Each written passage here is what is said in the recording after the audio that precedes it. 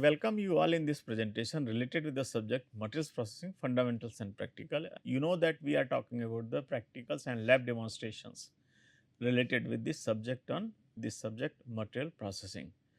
In this particular presentation, I will be talking about the friction stir welding. So, we have got two types of the friction stir welding machine. One is the conventional, which is manually operated, another is the numerically controlled, that is the CNC controlled of FSW machine.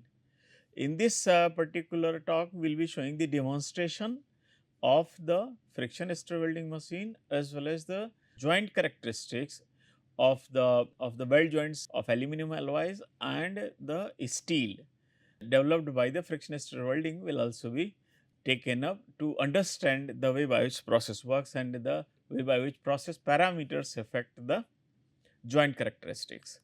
So, as far as content is concerned, main objective of this is to learn about the following related with the FSW or friction stir welding machine. Like FSW, we will try to know about the conventional as well as the CNC type of the FSW machine. Then tool is very crucial part. So, depending upon the kind of workpiece material, we can use tungsten carbide tool or die steel tool, which is used for aluminum and this is used for the steels. PCBN is another very common tool for the high temperature metals like steel, but this is very costly. We will also try to talk about the different stages in FSW and then demonstration of the FSW machine. So, as far as the stages are concerned, I have already talked in the lecture part of this topic that it starts with the workpiece edge preparation. Okay. The edges must be straight and square and these are placed in perfectly abutting position like this. Then these are held firmly with the help of suitable fixtures. So, the holding of the job during the welding is very crucial. So, after edge preparation, the job is held firmly with the help of suitable fixture. So, these are the first two things. Thereafter, we try to select the suitable combination of the parameters of FSW. So, rotational speed of the tool is 1, which depending upon the kind of material can range say from 200 to 2000 RPM also. Okay. Then traverse speed is the another one. So, we can choose like 40 to 150 per minute as per the need of the heat input. Then there is a dwell time. So, dwell time is also optimized to see that sufficient softening of the metals take place. And then like the plunging. Okay. So, the order is like this: after preparing the edges and fixing the workpiece with the help of suitable fixture, the tool is rotated at identified speed, then it is plunged and then the certain dwelling time is allowed so that softening can take place. Thereafter, traversing of the tool is done and lastly retraction. Okay. So, the stepwise edge preparation, one, holding is the another. So, 1, 2 and then tool rotational speed, tool is rotated at identified speed, then rotating tool is plunged, this is 4th, and then dwell time is given after plunging up to the desired depth, that is the dwell time, and then traversing is done and lastly retraction is done. So, these are the different stages related to the FSW. We will try to show how all these things are done. Then with the help of two case studies, we will try to demonstrate the effect of FSW on the joint characteristics, FSW process parameters on the joint characteristics. So, for this we will be taking up one aluminum alloy.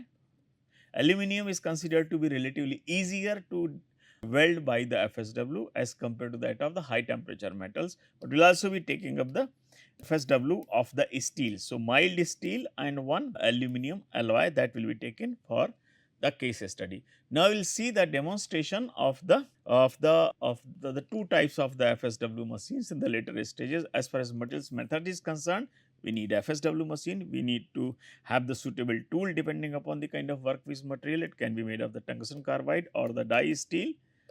Okay. Then workpiece holding fixtures and then plate to be welded. Okay.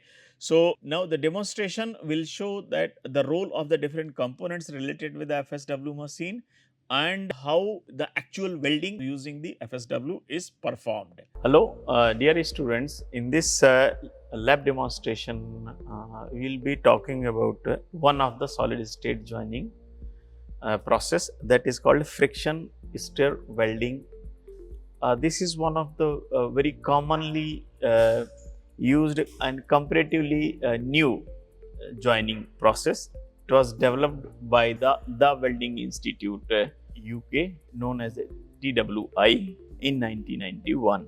So, this process is based on the simple principle of developing the frictional heat to soften the metal and then facilitating the plastic deformation through the controlled application of the force in order to get the metallurgical continuity. So, in this process, the metal is first heated through the frictional heating as well as the deformational heat, and that is realized with the help of one tool.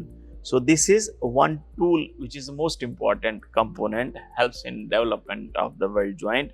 So, the tool is rotated. The tool is having the two components. One is this pin, that is probe, tool probe, and pin, both are the same word terms used to describe the tool pin. And then there is a shoulder.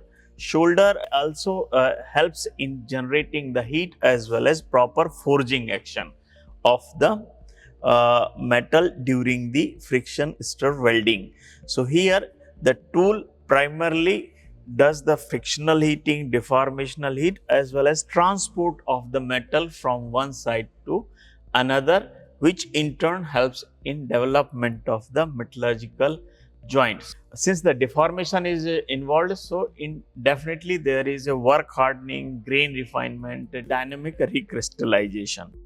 So, here since the frictional heat is to be generated, so a rotating tool having the pin is first inserted or you can say the plunged in the workpiece at a particular point, and then tool is rotated, continue to rotate at that particular location so that enough heat is generated. And once we find that enough heat has been generated to facilitate the plastic deformation, to cause the thermal softening of the metal, the linear movement is given to the workpiece, because the tool remains fixed at a particular location and the entire table on which the workpiece has been fixed is moved. So, since a lot of forces are involved in this process, so it is very important that the workpiece is held very firmly in a fixture. So, there a systematic procedure and the proper holding of the job for fixing the workpiece is very crucial for developing the sound weld joint, to avoid any kind of the movement to the workpiece components during the welding. Okay, so there are few parameters which are important, and those parameters related with the friction stir welding which will be affecting the soundness and the properties of the friction stir weld joint. It includes like the rotational speed and the tool design, which includes the shoulder as well as the pin design, their diameter and length, because these will be affecting the frictional heat. At the same time, the speed at which the tool is being rotated also affects the deformational heat, the heat being generated due to the deformation of the metal. So, whenever the heat is generated, it will be obviously dissipated underlying base metal as per the thermal conductivity, and when the workpiece is moved at a certain speed, you see this direction perpendicular to the you can say this is the longitudinal direction which is given usually in the welding, it is given automatically. So that you know at what rate your workpiece is moved with respect to the tools. That is what we call as a translational speed at which the workpiece is moved, and that determines the rate at which the heat is being supplied for welding during the welding due to the friction and deformational heats. Okay, so the first the tool is plunged, then it is rotated at a particular point, and then the workpiece is moved with respect to the for a given tool position, so that the entire weld length is covered for development of the joint. This is once the joint is completed, then the tool is taken off by moving the workpiece away from the tool, because the position of the tool by and large remains fixed while the movement is primarily given to the workpiece. So, now we will be showing the step by step procedure for developing a weld joint, starting from the fixing the workpiece on the table, which is very crucial to retain the plates in position, and thereafter the plunging and translational aspects related with the friction stir welding.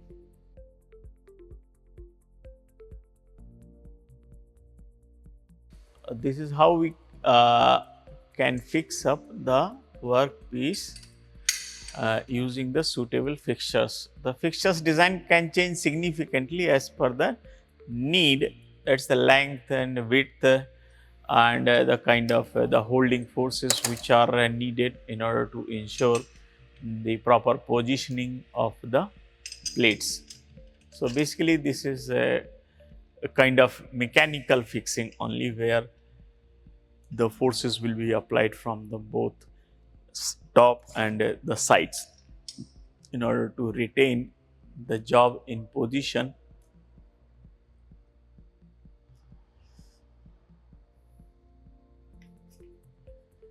And the job is fixed in such a way that it is in line, the weld center line uh, is aligned with the axis of the tool rotation, so that the translational movement gives us the weld along the line where the joint is to be made.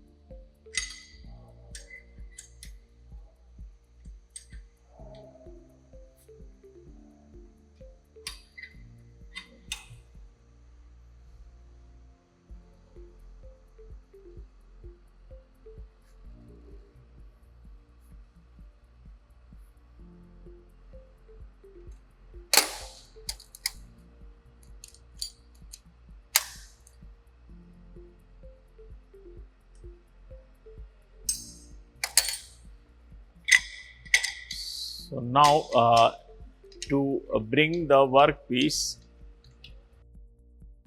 up and down, we can move the table. You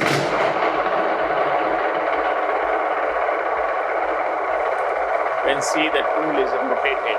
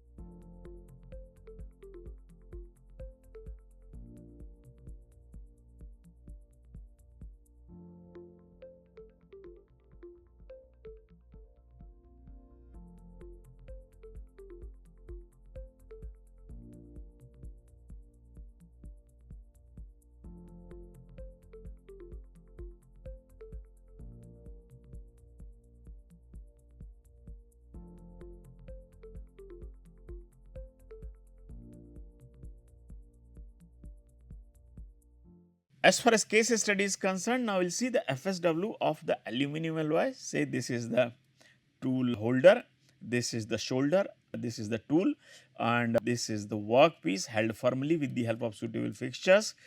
Okay, and these are the aluminum plates which are being welded, and the rotating tool is plunged here. So, what we get basically the kind of the characteristics that we will try to look into is the weld nugget zone formation, heat affected zone formation, and thermomechanically affected zone formation, and the base metal. Whenever any weld joint is developed using FSW, we get these 4 different zones.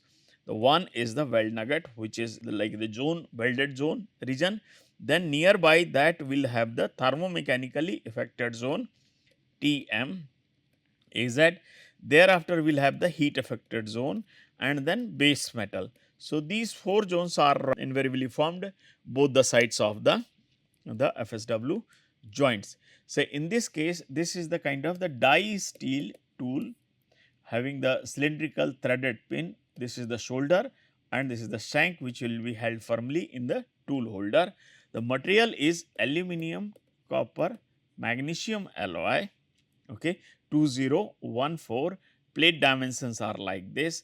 And so, here to enhance the characteristics, the pure aluminum sheet was inserted between the aluminum alloy sheet. So, here between this one pure aluminum sheet is inserted for improving the corrosion resistance. In this particular case, tool material is the die steel, okay, H13 tool steel was used for making the tool, and this indicates the tool shoulder 18 mm, pin is the cylindrical and the pin is threaded. M6 is the kind of the type of the thread which were made.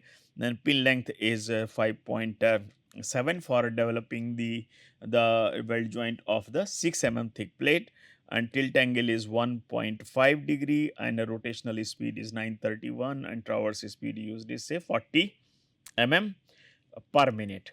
Okay. So, here this is the schematic arrangement. These are the 2 plates, and in between 2 plates the pure aluminum sheet was placed. This is the tool which is rotating and pin is plunged, and the top surface of the bottom surface of the shoulder will be rubbing the plates during the welding. So, the heat will be generated by the pin as well as the shoulder both in this case.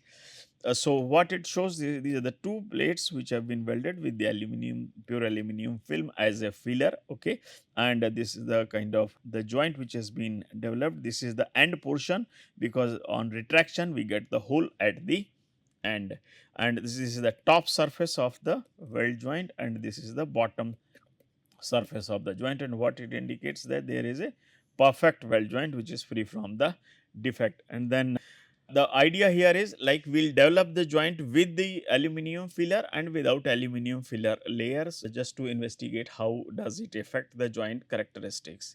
As far as the microstructural part of the FSW joint is concerned, transverse section of the FSW joint was prepared like this. This is the transverse section, this is the nugget region. Then both the sides we can see thermomechanically affected zone, where we see the strained grains. Grains are oriented in a particular direction. So, that is the TMAZ zone. Then we have the heat affected zone and the base metal. Okay. So, the joints transverse section was prepared, then after polishing it was etched using the killer reagent. Okay. And then both nugget zone as well as the weld nugget zone microstructure was studied.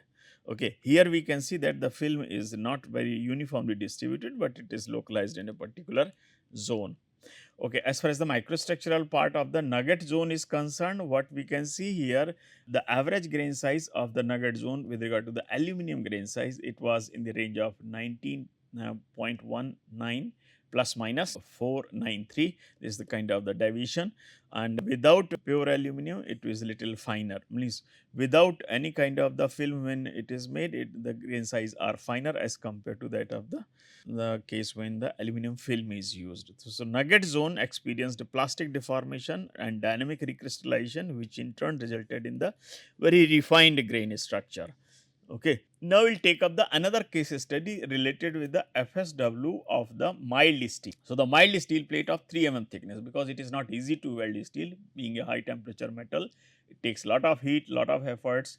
for thermal softening as well as to ensuring the proper flow of the metal for developing the sound weld joint. So, these are the dimensions like the length and width and the thickness of the plate, and is the composition of the mild steel, okay, with regard to the different elements. And this is the tool what it shows that length of the shank is 40 mm and the shoulder length is say 25 mm, and the pin diameter is 3 mm. Okay. So, the shoulder will be rubbing with the shoulder and pin both will be interacting with the workpiece during the welding. So, tool material in this case initially was the shoulder was made of the tool is steel and the pin was made of the tungsten carbide, because pin is exposed to the much more severe and harsh conditions with regard to the stress and temperature. Therefore, it is important that the pin is harder and more thermally stable as compared to the shoulder. Okay. So, the kind of the tungsten carbide the tool, this is another kind of the tool which was developed actually for welding of the steel, because it was not easy to develop the mild steel using the mild steel or sorry die steel tools. So, the tool material here tungsten carbide with the 4.5% of the titanium carbide, shoulder diameter 25, pin is the tapered cylindrical pin, and then pin diameter is the 10 mm and 8 mm, two types of pin, and pin length is 2.75. Okay. This is the photograph of the pin which was used. Okay. On development of the weld joint, like the steel plates need to be held firmly, then using the selected the welding conditions of rotational speed 508, traverse speed of so low, relatively low speed, and relatively low traverse speed also, and travel tilt angle of 1 degree.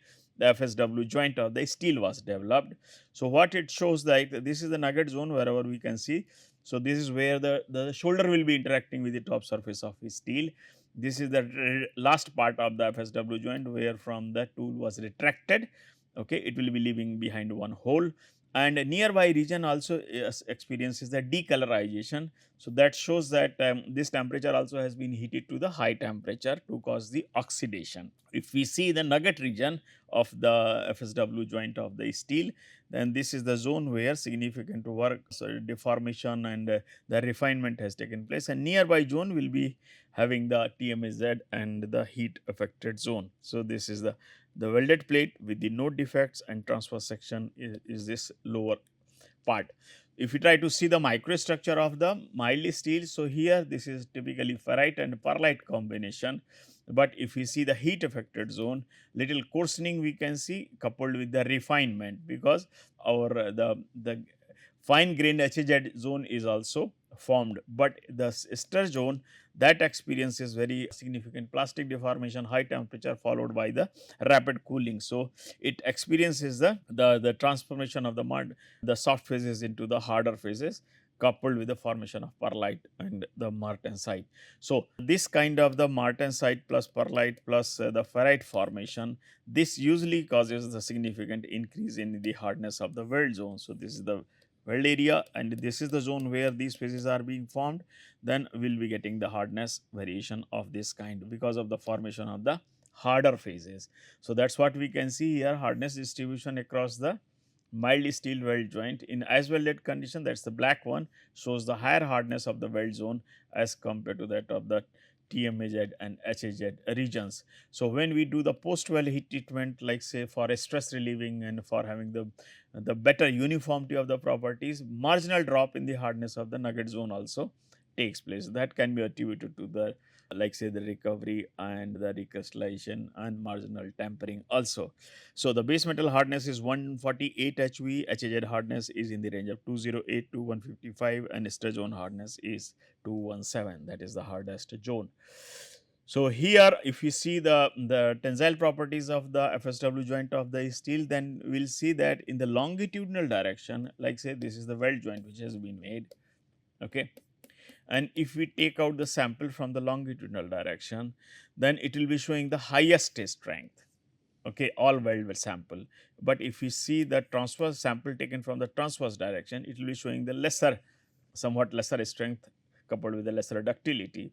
But the base metal is showing the greater ductility but lower strength. So, these are the kind of changes that will be happening here in, like, the base metal is of lower strength and higher ductility, and the weld joint developed taken from the weld metal taken from the longitudinal direction, all weld metal samples. So, that will be showing the higher strength as well as marginal drop or some drop in the ductility, and significant drop in the ductility is observed if the sample is taken from the transverse direction. Okay, so now I'll summarize this presentation. In this presentation, basically I've talked about the different things that we can learn from the FSW, especially about the conventional FSW machine and CNC type of the FSW machine, and then how the welding parameters affect the FSW joint characteristics if the joints are developed of the aluminum alloys and of the steel. Thank you for your attention.